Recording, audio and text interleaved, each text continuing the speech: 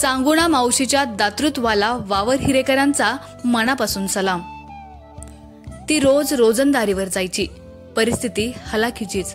जेमतेम खर्च भागेल एवढीच तिची कमाई. आपल्या फाटक्या संसारावर या तुटपुंजा कमाईतून ती ठिगळं लावण्याचा प्रयत्न करत होती. मात्र नियतीनं तिला अंधत्व प्रदान केलं. गावातल्या पाणलिंग विद्यालयाच्या जीर्णोद्धारासाठी लोक देणगी देत असल्याचं तिला कळलं. तेव्हा तिनं त्याचं तुटपुंजा संसारासाठी केलेली बचत ही शाळेसाठी देऊ केली. त्या महान दातृत्व असणाऱ्या माऊलीचं नाव आहे श्रीमती चांगुणा शामराव चव्हाण. शनिवारी सकाळी पाणलिंग विद्यालयाच्या मुख्याध्यापिकांकडे ग्रामस्थांच्या साक्षीनं चांगुणा मावशीनं आपली रक्कम नेऊन दिली.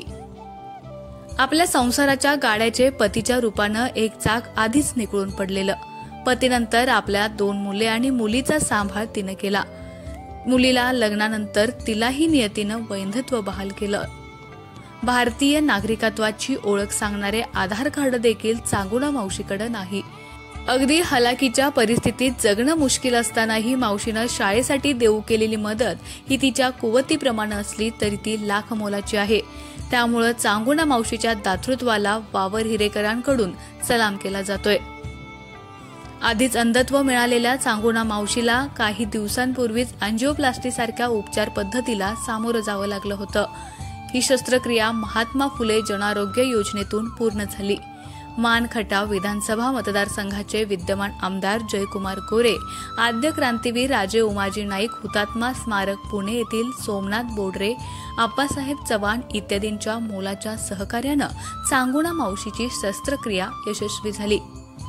दुर्धर परिस्थितीचे चटके सहन करत करत आपली मुलं नातवंड ज्या शाळेत शिकली आणि शिकत आहेत त्यांच्या भवितव्यासाठी, शाळा दुरुस्तीसाठी आपलाही हातभार असावा, खारीचा वाटा असावा असा सदसद विवेकबुद्धी विचार चांगुणा मावशीनं केला. महाभारतातील कर्णासारख्या अनेक दात्यांची उदाहरणं इतिहासानं आजही जपून ठेवलेत.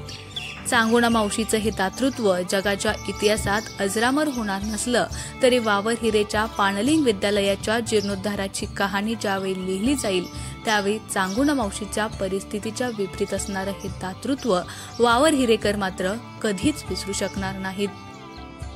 मी धनाजी राजाराम चव्हाण त्या गावचाच ग्रामस्थ आहे. आता सध्या पुण्यामध्ये सॉफ्टवेअर इंजिनियर म्हणून काम करतो.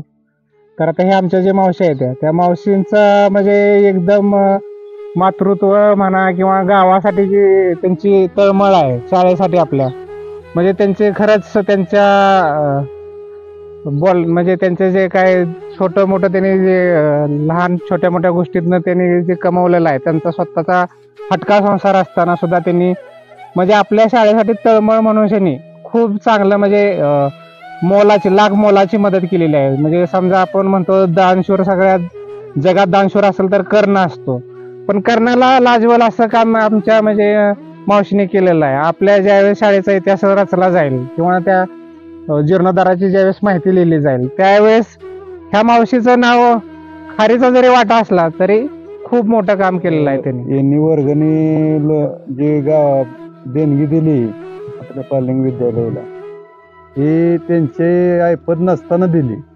तर अशा गावातील सर्व लोकांनी शाळेसाठी मदत करावी आणि शाळेचं कशी चांगल्या पद्धतीनं सुधारणा व्हावी हे आपण सगळ्यांनी बघितलं पाहिजे, एवढंच मला वाटतं. विचार घातला आपण देऊया शाळेसाठी, मुलं आहे ती शाळेत आपली देऊ देणगी शाळेसाठी, म्हणून मग आम्ही सगळ्यांनी विचार केला की देऊया शाळेला देणगी. ते आम्ही दिली. नातू आहे तो 2 नातू आपलं मनाला देऊच वाटलं होतं मला नाही, पण तसंच आपलं न चालेल. आणि परत मग तुमच्या पतीचं निधन झाल्यानंतर पोरांचा सांभाळ वगैरे कसा काय केला? त्याला तसंच मला कसं करायचं, काय कामाला वगैरे जातो? नाही कामाला वगैरे असं जाऊन कुठं आपली संगतीनं कुणी बी न्यायचं, त्यांच्या जोडीनं करायची. मागं मोर राहिलं तरी त्या आया बाया घ्यायच्या तण कुठं रोजगारीत केलं ह्याच्यात गेलं तरी अशामुळं सांभाळून घेतलं. त्यामुळं किंवा त्यांच्या यानं केला रोजगार. आणि ती जाणून चिपट कळवतीच मधासनी घातला ती लहानाची मोठी केली. ऑपरेशन कसं झालं तुमचं? हा ऑपरेशन हा कसं झालं? ऑपरेशन झालं सगळ्यांनी सकाळी केलं. हे आपला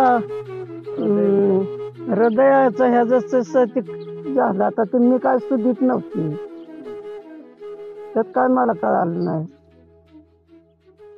आमच्या खबर गावाकडची या चॅनलला सबस्क्राईब करा, लाईक करा आणि आमचे व्हिडिओ शेअर करा. धन्यवाद.